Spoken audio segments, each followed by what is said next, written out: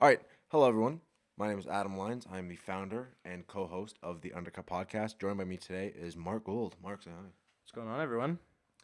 We are back for episode 2. We made it past the pilot, which is exciting. Just call us friends. Exactly. 10 seasons, Yep. 200 plus episodes, that's us. Yep. That's going to be us.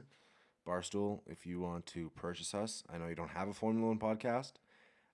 Hit me up. You know my Instagram. You know our Yeah, Instagram. our Yeah, Instagram. everyone does. It's So on today's podcast, we will be reviewing the Portuguese, the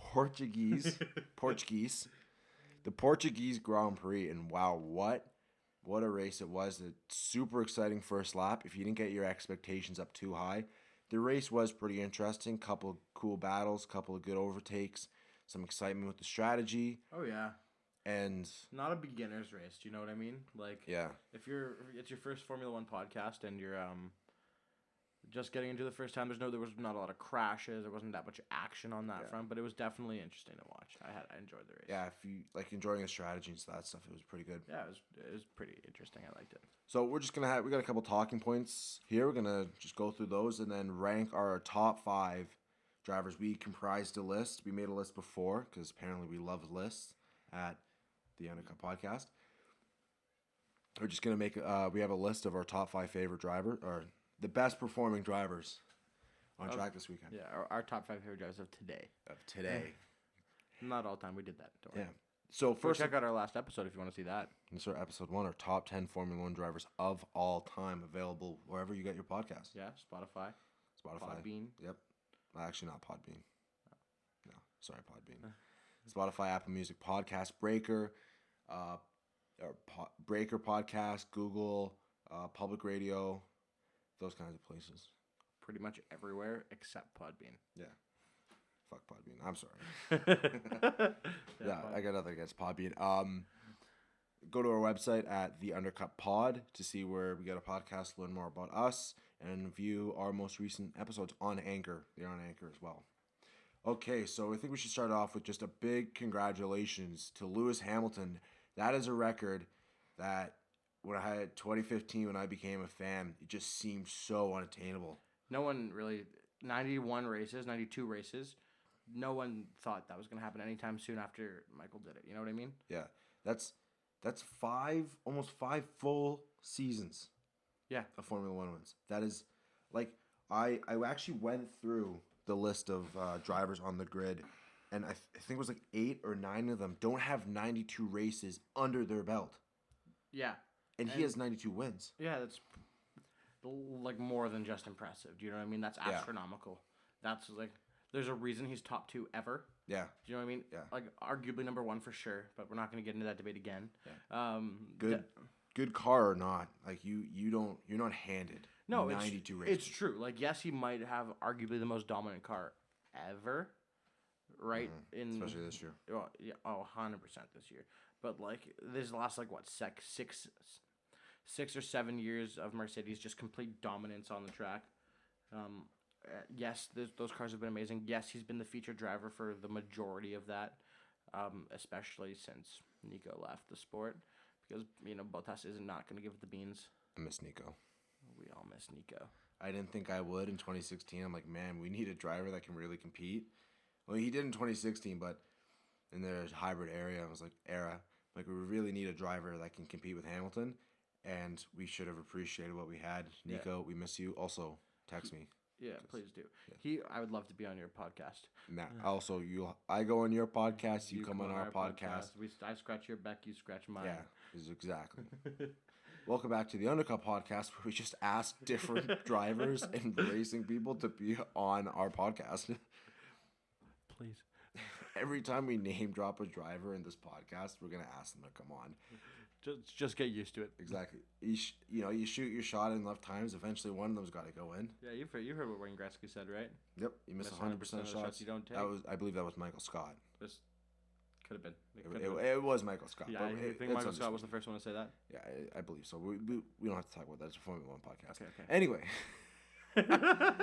But yeah, what a race for Hamilton. Like, beat Bottas by 25 seconds when he passed him on, I forget what lap it is, when he passed him I thought Bottas was going to get him on the next lap. I turned to him. I was watching with my friend, and I turned to him and I'm like, Bottas is going to get the DRS and he's going to pass him and actually give him a solid race. And I checked, like, I looked down at my phone, I looked back up a couple laps later, and yep, Bottas is 4 seconds behind. The thing is, Bottas isn't the driver for that car, in my personal opinion. I don't know why they keep bringing him back on one-year deals and just maybe they're waiting for the perfect guy to get that seat. Do you know what I mean? But he's a talented driver. He's not the driver to challenge Lewis Hamilton for anything. You know what I mean? Lewis is just like, yes, like we said, one of the best cars ever, especially this season. But also, like, if you put the best driver in the best car, you get those results. It's the same thing that happened with Schumacher in the early 2000s, right? Yeah. Best car, best driver, boom, 5 championships in a row. But they keep Bottas on because he's not terrible, but he's the perfect second driver for that Mercedes seat. He doesn't really challenge the golden boy, which is Hamilton. It's true. But he's not getting he's not getting lapped by Hamilton. Albon, fuck. But the thing is, though, yeah, I agree he's not getting lapped, but like as fans for this, like I understand like what Toto Wolff's thinking, what the team's thinking, but as fans, you want there to be some sort of competition. The sport gets like, for people who aren't like diehard hardcore fans like the two of us, you get bored watching Lewis Hamilton win every race and Mercedes just dominating every year after year after year after year, and just anticipating now that 2022 rule change. Like, even I want something more out of that than there is, right? Yeah, but like Bottas, like Toto Wolff and the Mercedes, they don't really as bad as it is to say, they don't really care about the fans. Like, no, they don't. They care that they're winning and that they're making money. They don't want another Rosberg Hamilton situation. They want a Bottas Hamilton. They want a Barrichello and Rubens Barrichello and Michael Schumacher situation. Yeah, absolutely. Worse, good driver, great, has some wins, moments of brilliance, whatever, but just kind of steps aside as Schumacher does his job. No, it's true, and like that's what's best for their team. But like I said, as fans, like you want that Rosberg Hamilton, like just battle. You want as fans, get Rosberg back. Just do what you can. Just bring that man back. Give Max a Mercedes. I want to see them duke it out. Did you see what Max said the other day about like give me your car? Yeah. So let's switch cars and see who's gonna be faster. Yeah, he did say that, man. Max is so savage. Bro, who do you hot take? Who do you think would take that? Oh, you switch cars. Who gets a faster lap in the same car? This is gonna be a boring answer, but it depends which car. You throw them in, like, a car that suits Max's super aggressive driving style. That's like a kind of a Red Bull type car. I think Max can take it on a good day. Probably. Max is in any car. Yeah, I think Max will take it. That's kind of a hot take. Yeah. A lot of people love Lewis. And like as like a 6-time world champion and 92 race winner, he's the easy answer, but I kind of agree with you. Max Verstappen has not had a bad race.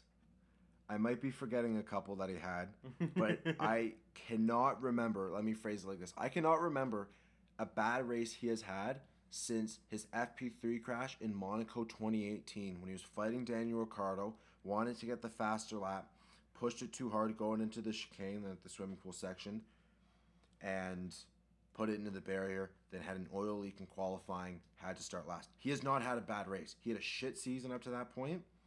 Then, I don't know what Christian Horner said, but he's just been so amazing ever since. Oh, incredible. Yeah, there's no arguing that. So he's the next star.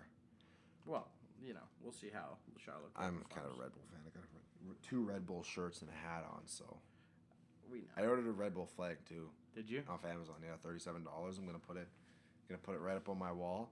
Got to really represent the boys. Oh, Nelly, maybe I'll have to go look at some Ferrari stuff. Well, you have to. A little battle. You have to.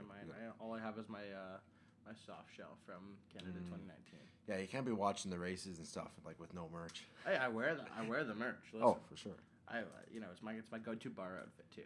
Because you always get compliments. Oh, if I see a guy in or a girl in a Formula One sweater, shirt, any memorabilia, I'm talking to them. I'm giving them a high five. Oh, yeah, I love seeing that absolutely. shit. I love It's seeing awesome. it.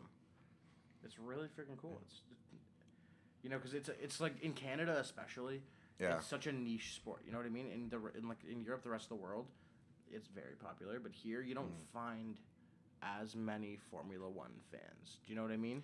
It's kind of a little bit of a niche here. Yeah, yeah. So when you do find someone who has that like fire, that passion as you, and who can hold that conversation, it's pretty incredible. It's a special little bond between the two of you. I like to think. Yeah. So, moving into the race, that lap was so insane. It was just one of the craziest opening laps I've seen. Well, since Imola, but not Imola. It hasn't happened yet, has it? No, never mind. Wow, that was I got the wrong track. But just it's one of the it was just such a crazy lap. It's at the end of the lap. Carlos Sainz in first. You got the Mercedes falling off. Like, that was on merit. Dude. He lit up those tires. Kimi Räikkönen made up 11 places on the start, which is insane. Are you talking about the Tuscan Grand Prix? Yeah. Yeah. Yeah. But, yeah. Sorry for the little bit of moment of silence there. Kimi Räikkönen made up 11 spots. That track was so cold, and those medium tires were just not warming up. Even the softs, like the mediums were the favorable tire, which I was kind of surprised by. But yeah, those softs were just kind of dog shit the whole race. Oh, They yeah. were not favorable. But it was a cold track, like at least at the very start. Yeah, it was pretty cold, and it wasn't maybe so much that it was cold. It's just I don't remember the exact track temperature, but they put a new asphalt like a month ago. Yeah. So all those oils, it wasn't rubbered in. Formula One is the first proper motorsport race around that track with the new asphalt. So, yeah, just Kimi Räikkönen start, Carlos Sainz. I knew it wasn't true, and it wasn't going to happen, but man, I really, really was hoping he was going to win that race. You gotta, right? Like, yeah. Like I said earlier, you want someone other than a Mercedes to win a race. And if God, anyone, even a Red Bull, Ferrari. Well, of course I want Red Bull to win every race, but a Ferrari won.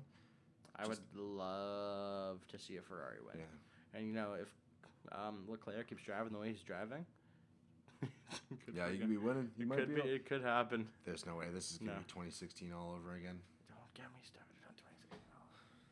God damn it. 2009. God damn it. Yeah. So when Latifi wins next race, you heard it here first at the very educated Undercut podcast. Latifi, he's just been on fire this season. First, seconds, thirds, the whole. Oh my God, he has 12 race wins. Yep, this was amazing. That was incredible. He has 16 race wins this season. So far. Yeah, so far. Yeah, in a 35 race calendar year. Yep. Impeccable. Yeah. Never seen anything like it. Yeah. A rookie coming in and just literally going undefeated. Oh, you never heard of it, especially when we're making it up. Yeah, oh yeah. Sorry for those new people who are listening to our podcast who don't know too much about Formula One. Don't listen to that. Yeah. We need to talk about that DRS. Holy shit. So Sainz got the amazing start. Then he got overtaken, and I was very disappointed. I knew it was coming, but I was disappointed. Moving on to the DRS. That I don't know why I thought this, but I kind of just had this little feeling that they were going to just stop the race, move the DRS board up a couple hundred meters and restart it. I was like, man, if they do that, the racing will be great. But it was just easy peasy making those overtakes, unless you're a Lance Stroll, who makes it more difficult. We'll talk about that later, though. Just such an overpowered, and like Jenson Button advocates, if you've read his book, he advocates that he hates DRS so much, and this is a prime example of why it sucks. It is so overpowered. Yeah, it's ridiculous. And I get it, like it makes the racing kind of more exciting because it opens up more overtakes. But there was a lot of legit overtakes, and unless you were 8 or 9 tenths back, you're easily getting past people. with Oh, the for DRS. sure. Yeah, yeah. You're a sitting duck if you don't have DRS. Yeah, if you lose all your drag, like Yeah. makes your cars very slipstreamy, right? It makes it a That is little what easier. DRS. Yeah. Now For on those new people. the Undercut podcast, drag reduction system. Keep saying a lot. You think I'd be more prepared for this podcast? We kind of just wing it. I was like, "Hey, Mark, we're starting," and he was like, "What?" I said, 3, 2, 1. Boom. Press play. So here we are. We're spitballing Yeah. about something we actually know a lot about, but no, we do have notes, I promise. yeah. So the DRS, that was, I think it was just like a couple 100 meters too long. I would have preferred to see some like hard overtakes into that fast first corner. Yeah. I really thought in turn 1, it's a sixth gear corner. Yeah. You take it at, I don't know, the speed's really quick, and then you have that little turn 2 is kind of just like that little kink, and then you dive into kind of like a hairpin style Right. corner. So I was kind of hoping there'd be some more battles going into there, but the DRS just kind of made it a little overpowered. Well, in an ideal world, right? Like, yeah, you're gonna get battles. Yeah. It was a little out of hand, to say the least. Yeah. Going into this, like they talked about this. So moving on, they talked about this all this year. As soon as they found out we were racing in the Algarve circuit in Portugal, they talked about how it's exactly like Spain. And so I play the F1 games, and I like driving Spain because it's high speed, it's fast. I hate that chicane. You know the one I'm talking about. Of course. At the end of the lap, you get so much momentum coming out of that final sector. Yeah. Going onto the straight, and then you just lose it all with this stupid chicane. You lose all your momentum, then you can't catch up, and it's one of the only overtaking spots because it's so tight. Yeah. And a lot of like visceral elevation changes. It was like a roller coaster, as Lando Norris beautifully put it. Yeah. Rest in peace, Lando Norris. He's not dead. He's not dead. He actually finished the race. Yeah. He did pretty impressive. He was like, got points. No, it wasn't points, but he did pretty good. Because he got taken out by Lance Stroll. Rest in peace. Rest in peace, Lance Stroll. Also not dead. But pretty much every bad part about Spain, specifically the chicane, Yeah. this Portugal didn't have. No. This is a prime example of why you need to stop. I'm a huge advocate for not testing at the same places you race at and not racing at Spain. It's a boring race every year. If you got rid of the chicane and added that, it would be a lot more of an exciting race. Oh, absolutely. I don't really like to watch Spain either for the exact same reasons as you. You kind of you lose a little bit of that excitement right there. It's just difficult to overtake. Mercedes dominates. It's kind of the same thing every year. It's the same thing in every race. Mercedes dominates. So, speaking of dominating, Charles Leclerc has been dominating. Oh my God, I've never seen someone outdrive a car that much in my entire life. Like, yes, I'm a Ferrari fan. Yes, I have a bias. But are you kidding me? He's like a consistent like 10 places almost up on Sebastian Vettel in both qualifying and the race. Like, yeah, Vettel finished in the points today. He got a total of 1, but with a 10th place finish. Yeah, but big points in the bag today. Huge for Sebastian Vettel. As you know, the sad thing is a 10th place finish for Sebastian Vettel this season is a good finish for Sebastian Vettel. Yeah, like he's like that Ferrari car's not good at all, and Leclerc is consistently competing. I have no clue how he's doing it. Like, it's just so impressive. Even Vettel had a quote. I'm going to try and find the exact quote, but he just said, at the moment, it's just beyond me. It's just not beating. It's another league. Yeah. Like, Leclerc, he kind of, there's a little bit of a debate that is Vettel really into driving the car, or is Leclerc overdriving it? Is it a combination of both, or is it just kind of Vettel has given up, and I just don't think he has. I just think Leclerc, just one of the most impressive, like him and Gasly and Verstappen, are just 3 of the most impressive drivers this season. It's unbelievable. Charles Leclerc, my personal favorite driver on the track. There's a shocker. I know, surprise Ferrari fan likes a Ferrari driver. What else is new? Yeah. But no, he's... Breaking news. Ferrari fan likes the Ferrari driver and says, "We're gonna get the championship next year." You're like the Leafs. They're the Leafs of Formula One. If you don't know, the Toronto Maple Leafs are a hockey team. They haven't won a Stanley Cup since 1967, which is like 53 years ago. And every single year I've been alive, I've heard the words, well, maybe not every single year, but a lot of them, the Leafs got this next year. And you know what? They're going to get this next year. Can I tell you something? Yeah. I'm a Leafs fan too. You know that. Yeah. It's a Through and really through. sad year for me. This is just a sad 53 years. But this isn't a hockey podcast. No, we're going we're- to get back into the Formula One. No, but like I said, I think this year personally, along with Pierre Gasly, because he's out driving his car as well, in my opinion. Charles Leclerc has been the most impressive driver on the track, in my eyes. Really? Like because like More yes, than Gasly? He has a race win. And an AlphaTauri. I know. Okay, fair enough. Like yeah, I think that Antonio Giovinazzi, he's been doing amazing this season. stop. I think you're serious sorry. for a second, Yeah, and I'm then serious. I'm sorry, Antonio. It screws up. I know you're coming on the podcast in a couple weeks. Breaking news, if you're actually listening, Antonio Giovinazzi will be on the podcast. I've emailed his manager. Hopefully. Yeah, hopefully. That's we're gonna put an asterisk next to that announcement. But it's in the bag. Yeah, we're working on it. No, but like I was saying, like Gasly's been super impressive, and honestly, probably more or just as impressive as Charles Leclerc. But just the way he's out driving that car and out driving his four-time world champion teammate by such a large margin is pretty impressive. It's really impressive in my eyes because Denis Kvyat, he's not Sebastian Vettel. Do you know what I mean? It's not hard to outdrive. It's not as hard to outdrive. He's him. better. He's the Russian freak. Putin's been training him for a long time. I got the inside scoop. Yeah.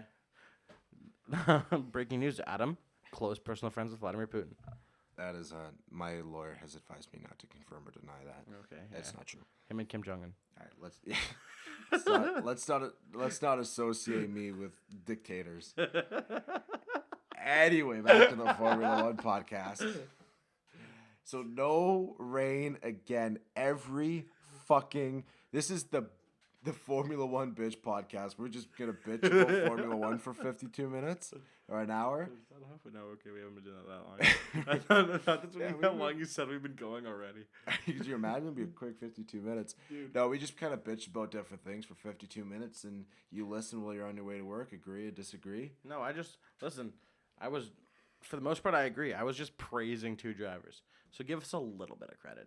Yeah, okay. we do have some positivity on the podcast, but holy shit, no rain, and it's 30% chance, so I wasn't expecting it. There's a little bit of rain on the first lap. It was a drizzle in bit. turn one and on the pit straight, but the part of that just kind of is annoying is like it's every lap you see, or every couple laps, it's a radio. Lewis, it's Toto. I can't do a German accent, never mind. But it would be like, it's Bono. Like, Bono will come on and be like, hey, Lewis, rain in 5 minutes, light drizzle. And then nothing. Yeah. Or it's rain here, rain this. It's supposed to rain. Crofty's on the commentating saying it's rain, and it's rain. And Matt Gallagher from WTF1 actually brought up a great theory that the heat emissions from the Formula One engines and gas running for a weekend, it's kind of a crazy conspiracy, and I have no scientific evidence to back it up. Right. But this wouldn't be a fun podcast if we just backed everything up with scientific evidence. No one wants to hear the facts. Yeah, fuck the facts. This is the lying podcast where we just don't watch the race and then just kind of guess based on the standings. I've watched one race. It was Spain 2016, so Mercedes is shit. Max Verstappen's the GOAT. How's Felipe Nasser doing? Is he good, the Brazilian? He's still in the sport? He's not even racing Formula E anymore. He's out. He was racing for. Oh Yeah, he had a couple seasons racing in Formula E for like Venturi Racing. Speaking of that, I'm pretty sure that's the team. Don't quote me on that. Do you know Toto Wolff's wife is the team principal for that team? Wait, seriously? Yeah. What? Yeah. Are you sure that's true? I'm 100%. It's one. She's a team principal for one Formula E team. I watched Toto Wolff on Nico Rosberg's podcast. Please come on ours. And Yeah, Mark, please stop name dropping other. Let's not name drop other people's podcasts because they'd be like, "Oh yeah, let me listen to that." Boom, 0 listens. no, we already got the listen at this point. Mom, please stay. don't, please don't, Stay. please stay and listen to my podcast. Don't listen to Nico Rosberg's podcast. No, anyway, Total Wolf was on Nico Rosberg's podcast, and he was talking about how his wife is now the team principal for a Formula E team. Wow. Well, and I was looking at the Formula One things one year. She also was a test driver for Williams. Really? At one point, yeah. Wow. That's Susie Wolf. Her name's Susie Wolf. Yeah. Yeah. Wow. I did not know that. That's pretty impressive. To be fair, Total Wolf has stake in Williams, so who knows how much help that got her. But that's neither here nor there. Back to the conspiracy podcast. Get back to the conspiracy podcast. On today's podcast, we're gonna complain about shit and conspiracize. I think Hamilton is a lizard person. You heard it here first. You're at this flat. Just don't. I firmly believe neither of those are true. I should probably correct myself, as this is our second podcast, and my dry sense of humor is not probably very funny. Anyway, so but apparently the heat emissions, it kind of stops the clouds from forming. I read something like that or heard something on a podcast. Seems a little far-fetched. But do you remember I think it was Hungary? Yeah, it was Hungary when it rained at the water park. It rains always around the track or one little part of the track, but never, and whenever it's raining. Can I just say that cars drive on the streets all day, all the time, and it still rains and probably produces more heat emissions by having a highway full of cars. Yeah, but than they didn't have as hot of a race as Charles Leclerc, who finished 4th. So, yeah, we're just going to clap for the next 40 minutes to fill some time. You heard it here first. The Underground podcast where we just clap.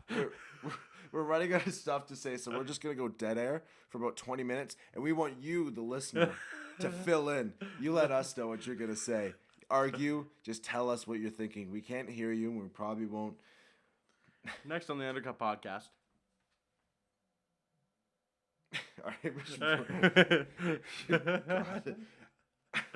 So I'm glad. Thanks for letting us know your opinions on that. Appreciate that. Yeah, well, would it be like the Dora of podcast? What do you think of the Portuguese Grand Prix? I gotta work on my radio voice.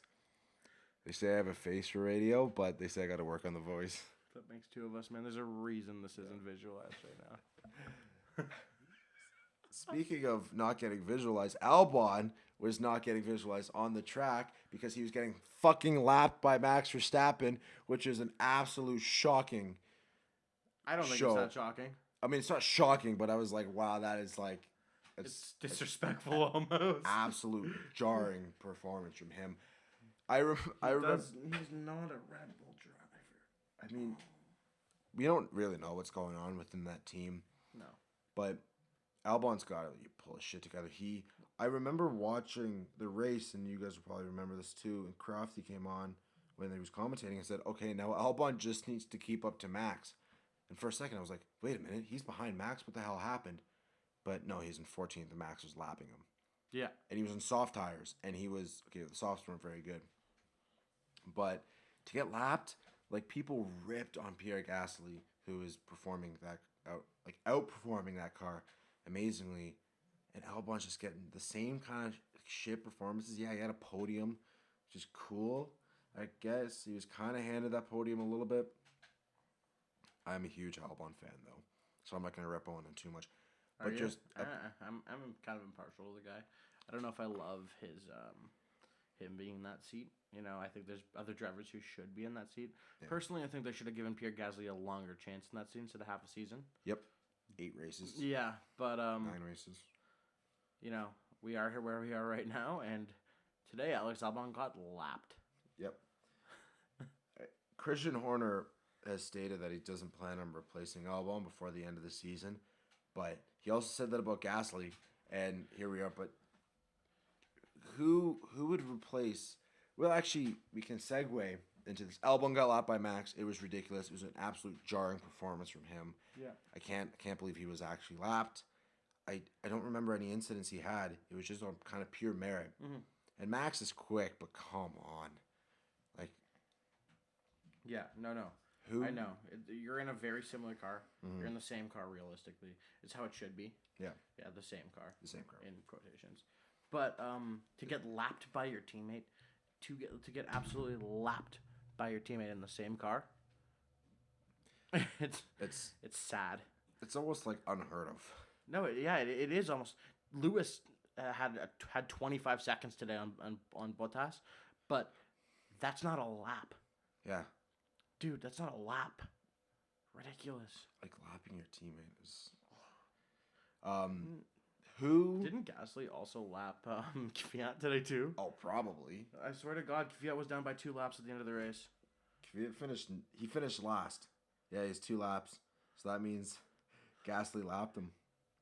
And he finished 19th. And the only reason he didn't beat Stroll is because Stroll retired, which was a weird retirement. He had some damage to the floor, Yeah. the undercarriage or something like that.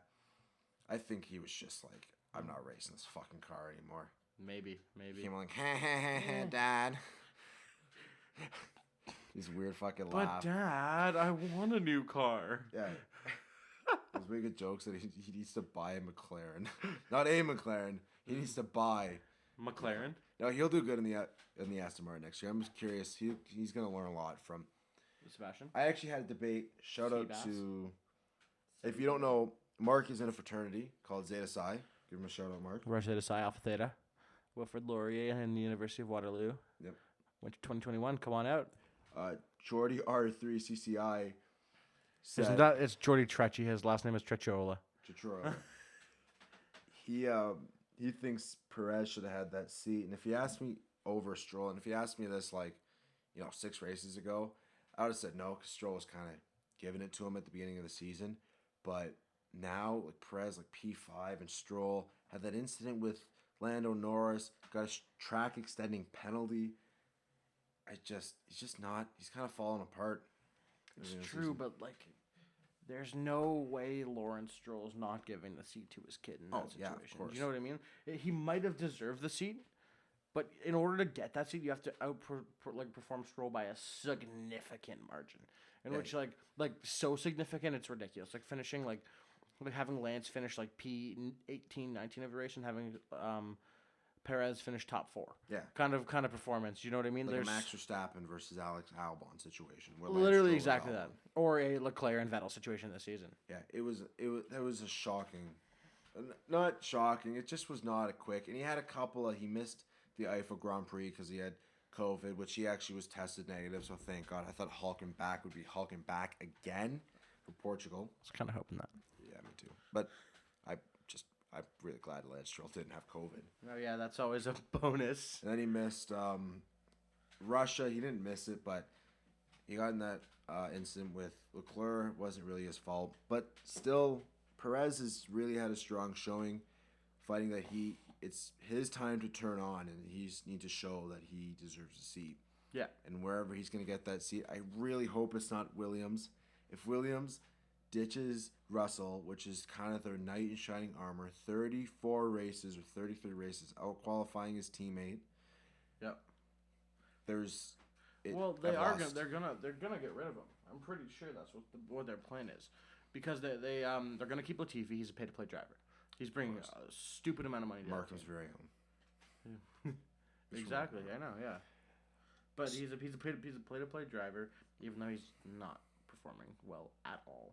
And yeah, I don't think they're gonna have George Russell next season. Well, that brings me on to our next question, which I kind of brought up before, but who is gonna replace Albon? Oh, that's a good question. If you asked me, a couple races ago, I was thinking Hulkenberg. It's gonna be Hulkenberg or Perez, I think. You don't think they're gonna promote Pierre Gasly and give some of that AlphaTauri seat? No, because there's a couple of reasons that they won't do that. Mm-hmm. One, if they promote him and it's a shit show again, then it's going to be the most embarrassing thing. Well, that's what they did to Kvyat. Besides the SF1000. Yeah, but they didn't promote Kvyat and then drop him and then promote him again. They promoted him. He did shit. No, didn't he have 2 stints at? No, not at Red Bull. They dropped him from Formula One and then picked him up again alongside Albon when Hartley. And it's the same reason they didn't bring back Kvyat. It's just if they bring him back and then it's a nightmare again, it's so embarrassing for Red Bull and Gasly. Fair enough, but I think I don't know. I feel like the Gasly might deserve that seat after the way he's performed this season so far. He deserves it. He won't. But he won't. I also don't want Gasly to go back. I want him to go to like a Renault. I think he should go to Renault instead of Ocon. That's the opinion. He's not going to. Where do you want Ocon to land? I want him to land on the bus home. Oh, wow. Yeah. You don't like an Esteban Ocon? Not a big Ocon fan. Interesting. I want Gasly to have that Renault seat. He should be in a works team. He's not going to do anything in that AlphaTauri besides a race win, which that was fucking amazing. But he's not going to do a whole lot in that AlphaTauri. They'll never win a championship ever. They're the B team. No, they're almost a driver academy team. Yeah, that's what they are. They're the team. They're the Alfa Romeo to my Ferrari, right? Exactly. Oh, a little dead air there. Yeah. Trying to bring her back. I just kind of lost my words. I think Gasly should go to Renault, Frenchman, get him in the French team, performing super well. Lined it with Alonso, it'll be mwah. It'll be good. Yeah, it'll be nice. Good combo. Yeah. Ocon, he's just been. I just don't even know what his season's been like because I just pay so little attention because he's just not because I don't like him. Well, he's the Renault B driver. I'm not paying that much attention to him either. Yeah. Daniel Ricciardo got a podium. He's just no real special results where I'm like, wow, Ocon had a standout race. And I've done that with a lot of drivers where I've said, like Lando Norris, so many standout races. For sure. Gasly, Hamilton, Verstappen, all of these guys.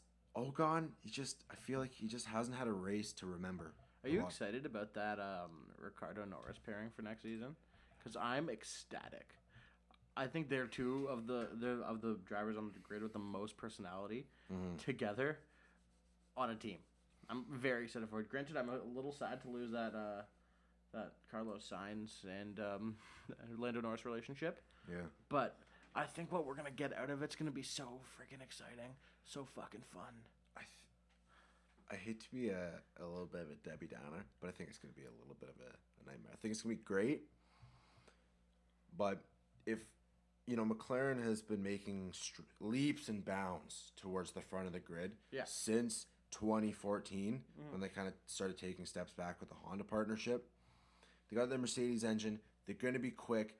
They got kind of a year where they can just get used to that engine, design the car around it, get the aerodynamics right, get Ricciardo settled into that team, get Lando, just kind of a throwaway year, which is perfect for them.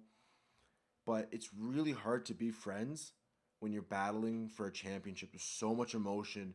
The emotion, the adrenaline, the testosterone, everything is so heightened that your emotions get the best of you. Daniel Ricciardo and Max Verstappen, they're buddies now. They were not buddies for a big part of that. And that's another thing, going back to the Nico and Lewis days. Mm-hmm. Again, on the Nico Rosberg podcast with Toto Wolff, they talked about, Nico asked, could you feel the tension in the air? Yeah. When absolutely, in the debrief, on the track, on the whole weekend, it's like, yeah, you're both championship contenders. Yes, you're both incredibly talented. Yes, you're not friends right now. You know what I mean? Yeah, but there's a winner. There's a winner and there's a loser every time, and the loser hates the winner, and the winner's pissed at the loser. Because I think the relationship's going to be fun, but if they're fighting for the front, they're too highly competitive.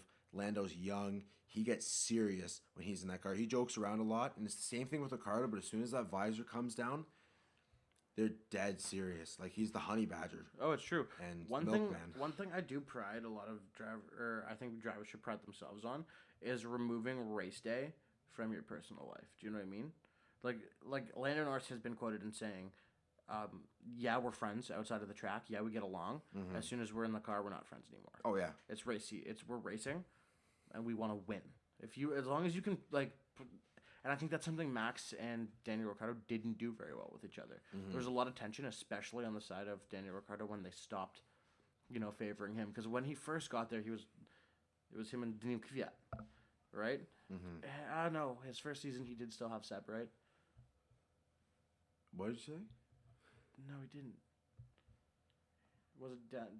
It was never Daniel and Seb. It was Daniel Ricciardo and Kvyat, right? Yeah, yes, in 2015. Yeah, sorry. Sebastian Vettel left for Ferrari. Yes, I had a little brain fart. My bad, everyone. Mark's a little groggy. It is actually 12:51 a.m. because we couldn't get in the portable studio until about 12:20. So it is. Anyway, yes, when Daniel first got to Red Bull, he was racing with Daniel Kvyat, and he was obviously the favorite driver, right? Then Max came in, that changed. The dynamics changed. There was a new driver that Red Bull was putting their money into. That driver is Big Max. They wanted Max to be the youngest world championship. Oh, yeah. The youngest world champion ever, and it didn't work out. But no. I just don't think the relationship is gonna be as all fun as it is now. Like, they're competing now, but they haven't had any real battles and clashes. So they're both in the midfield. Mm-hmm. But I think it's really hard to get that separation of, like, as soon as you leave the track, to kind of leave it all on the track is pretty difficult. It is difficult. Especially when the emotions are that high and the stakes are that high. Oh, yeah, you're fighting for a job. Yep, pretty much. Every race, right? You're fighting to earn a living. Granted, when you do have that seat, you're definitely earning a living. But I think the relationship will start off good. I'm curious how it's going to play out. I don't know, but I think it's going to go bad. I'm hopeful. I'm hopeful it's going to go good. Mark hopes it's going to go bad, apparently. No, I'm hopeful. Hey. I'm hopeful it's going to turn out well. Yeah, we can all hope. Haas seats. The Haas seats. There's so many rumors and there's so much in the news, kind of fake news and stuff circulating around. I'm not sure, but I think the dream setup for me, and this is kind of what I believe is going to happen, is I think Raikkonen's going to retire. They're going to keep Giovinazzi. Yeah. They're going to bring Schumacher and Alfa Romeo, get them primed for Ferrari. Yeah. In case the Carlos Sainz thing doesn't work out. Which Carlos Sainz is in a 2-year contract, right? They got him 1 year. 1 year? 1 year? I believe, yeah. Okay. That's what makes sense. It would make sense, but I don't know why I thought it was 2. If they get him primed for that Ferrari seat, Carlos Sainz has his year at Ferrari, unless he performs incredibly. And then they bring in Mick, and then you have your 2 young, really talented. Because we talked about this last episode a little bit. Mick is a talented young driver. Yeah, he gets a lot of heat for being not a lot of heat, but just. He's so under his dad's shadow, like a 91 race win shadow. So it'd be kind of hard to come in. It's hard not to be, right? Being the Michael Schumacher's son, it's not an easy road. You know what I mean? He's got to, and I am hopeful, and I think he will prove himself, and be his own racer as well as having those really large shoes to fill. But we'll see how that turns out. But I do think that hopefully. And correct me if I'm wrong if it's one season, but if in 2022 that Ferrari seat's looking like Mick and Zhou, it's gonna be an interesting dynamic, and I'm looking forward to it. Yeah, it'll be cool. But back to Haas. So yeah, I think Alfa Romeo, it's gonna be either Raikkonen and Schumacher or Giovinazzi. I think it's gonna be Giovinazzi. Raikkonen, this will be his last season. He's got nothing else to prove. It's World Championship, most race starts. It's Giovinazzi and Schumacher. Haas seats, it's going to be Callum Ilott, for sure. Yep. And who's in that second seat? I got to go Perez. Do you think so? I think it's going to be Perez. He's got some money. Haas needs some money because Rich Energy still haven't paid. I think Gunther Steiner has been... Gunther Steiner. On the Undercut podcast today, we're just going to do fucking accents for the 40 minutes. So if you like Formula One and don't like accents, thank you for listening to the podcast. We'll see you next week. We're going to do our best Borat impressions for next. It's been Holy shit, it is very High five. Wow. Our viewing rating's going to go from like 33 to 0. Anyway. Mom, please stay. Has seats. Think it's going to be Perez. You know, he needs a seat in Formula One. He's not going to Williams. They're not getting rid of George Russell. That's just not going to happen. They shouldn't get rid of George Russell, but you never know. Oh, It's you never new know. ownership. But I can firmly say I really hope think it's not going to happen. Yeah. It's not going to happen. It's not going to happen. I'm speaking into existence. I think Perez, like Haas needs money. Perez, it's kind of a step backwards. But, if Haas can kind of get their shit together a little bit. Mexican sponsorships. Bring in the Mexican sponsorships, get them some money, bring in some experience, bring in some great consistency. It's going to be great. And if Perez goes to Haas, then that means Hülkenberg goes to Red Bull and finally gets his podium, the podium we have all been waiting for. 4 years. Potentially. Yeah, potentially. But Hulken back. Hulken back, baby. Baby. Hulken bike if you're... All right, we're going to move on. Haas seats, I think Ilott and I think Perez. It could be Schwartzman or whatever his name is. I forget now, but it's super late. Ilott and Perez. We're going to do this before 1 a.m.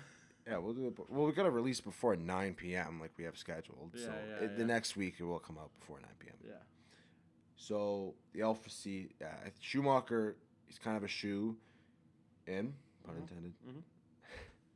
Welcome back to the Undercut Podcast, where we just make shit jokes for the next 45 minutes. So if you are listening because you like Formula One, then stop listening because it's going to be puns. So Alpha seats, punny. Schumacher, and I think Giovinazzi. Yeah. Well, our next topic of conversation. Then I kind of agree.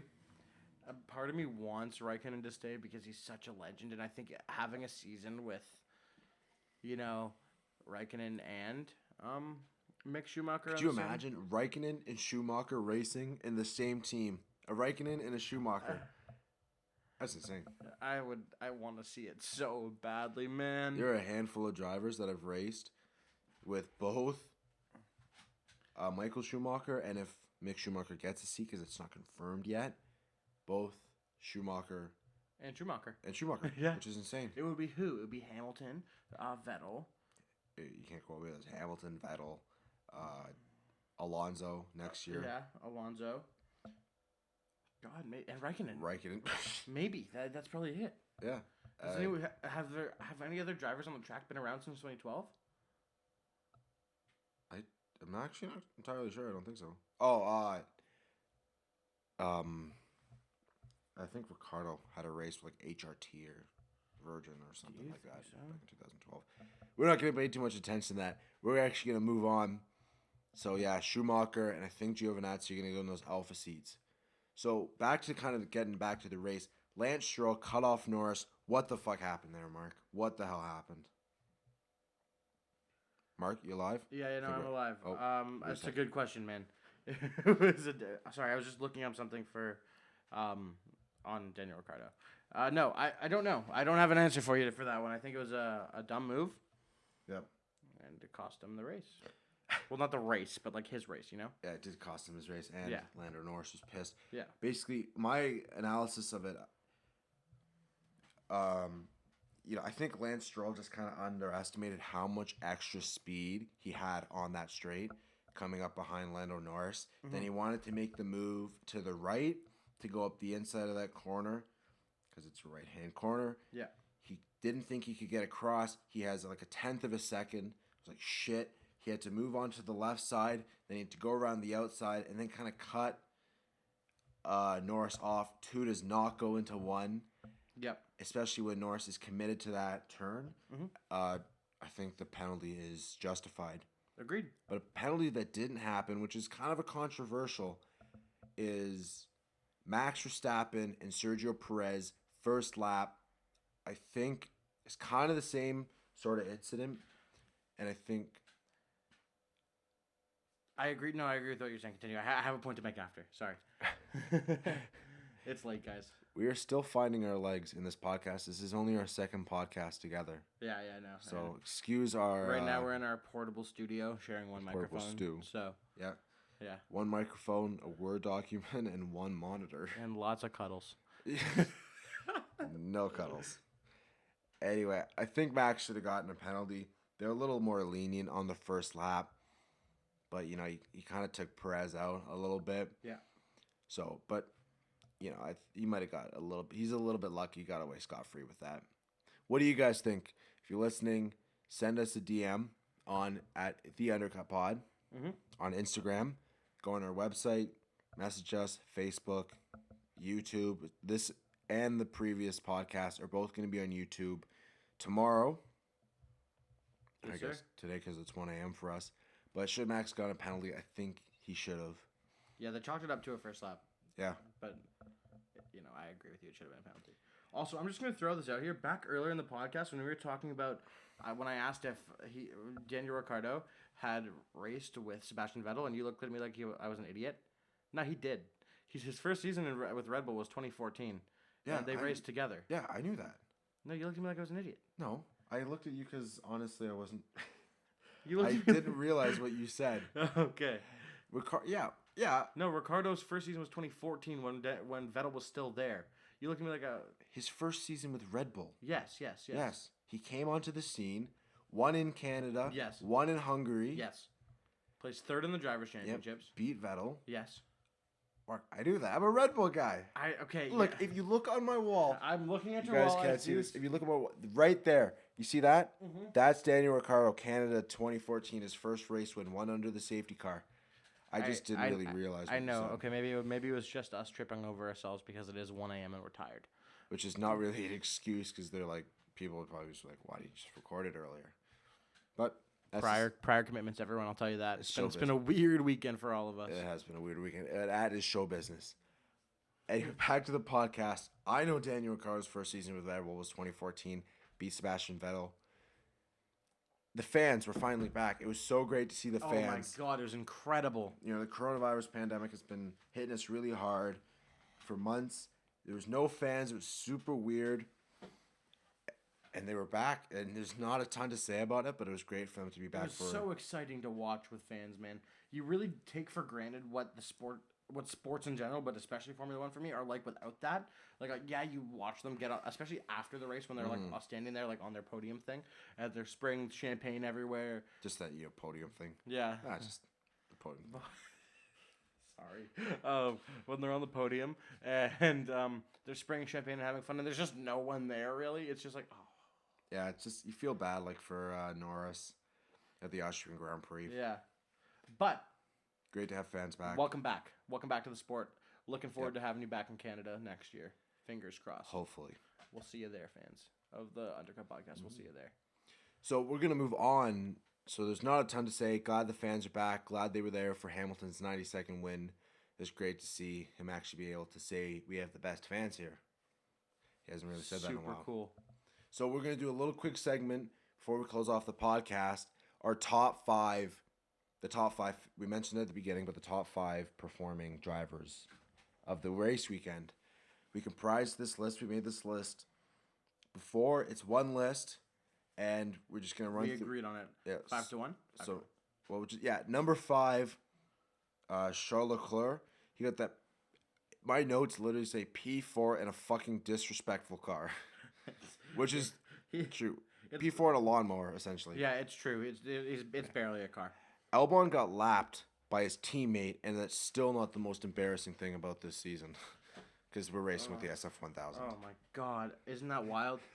Speaking of that, number 4 is Max. Max Verstappen. Lapped his teammate. But other than that, it's a pretty standard race for him. Raced by himself. Yeah. He was hydrating, I think. So, yeah, number 4. A pretty good race, but it wasn't as much of a standout. He had kind of an off first lap. Didn't really give it to the Mercedes. No. But pretty standard. Outdrove that car. Lapped his teammate. So a pretty good race. And his 40th podium. Which is insane. 40 podiums. That's pretty impressive. Yeah. Yep. Which is that's almost 2 seasons worth of podiums. Yeah. And he's 22, 23? Yeah. He's 23 now. He's 23. That's impressive, man. Oh, what a driver. So at number 3, Sergio Perez, A-plus drive from him, driver of the day. That first lap incident with Max Verstappen, he came back from that and got P7. He was running in P4.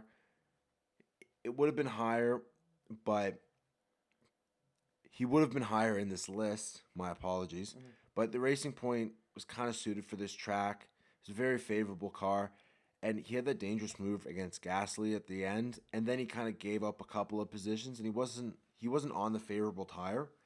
But still a standout race. And he is number 3 in our list. Oh, yeah, he did race pretty impressively today. Our number 2 is Pierre Gasly, speaking of the guy who the dangerous move got done against. Yeah. He had a great race, bringing home a P5 finish. Mm-hmm. And, had some great overtakes towards the end of the race.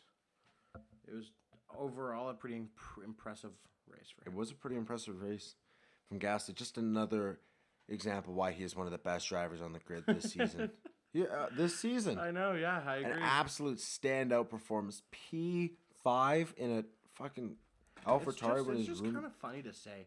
Because last year he just got made fun of so much. Yeah.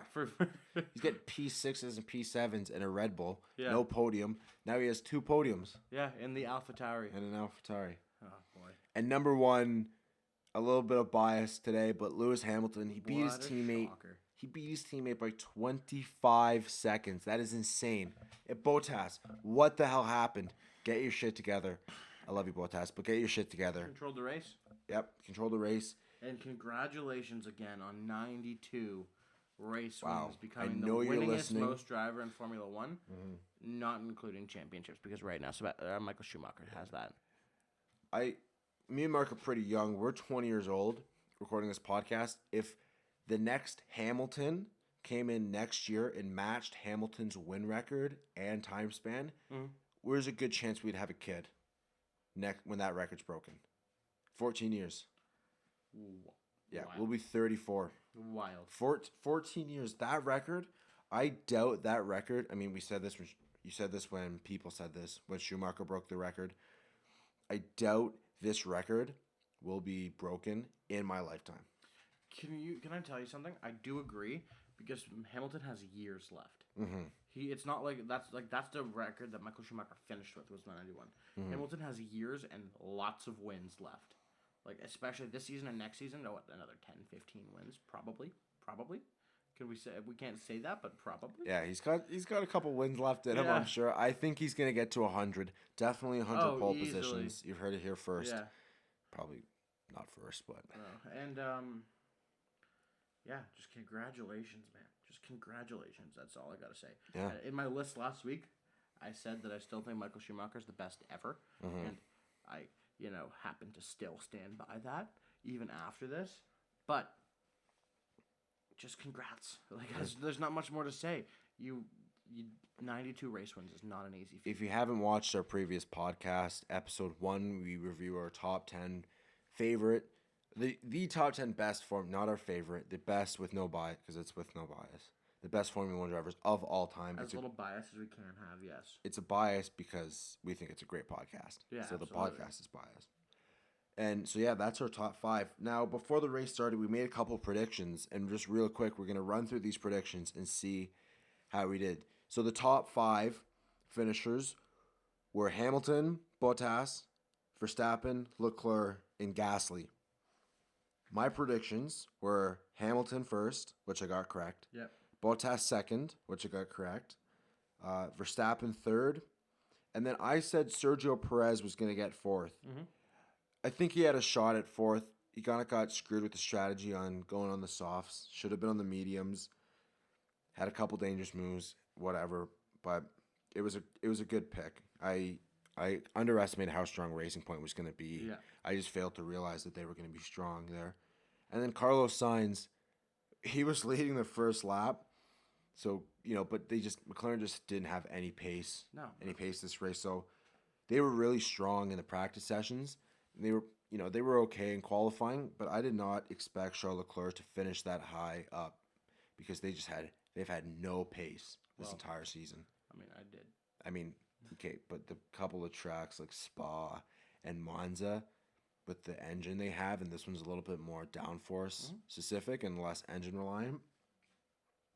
So I got the first 3 correct. Hamilton, Bottas, Verstappen. Then I got it wrong with Perez and Carlos Sainz. Mark, you did a little bit better. You also said Hamilton, Valtteri, and Max were the top 3. Yep. You said Charles Leclerc 4th. I thought you were an idiot when you texted me that. I'm sure you did. A complete wank, but I know. you got that correct. And then you said Alex Albon 5th. Yeah. Why Albon 5th? Mark, tell the audience why you said Alex Albon 5th. You know, a man can dream. I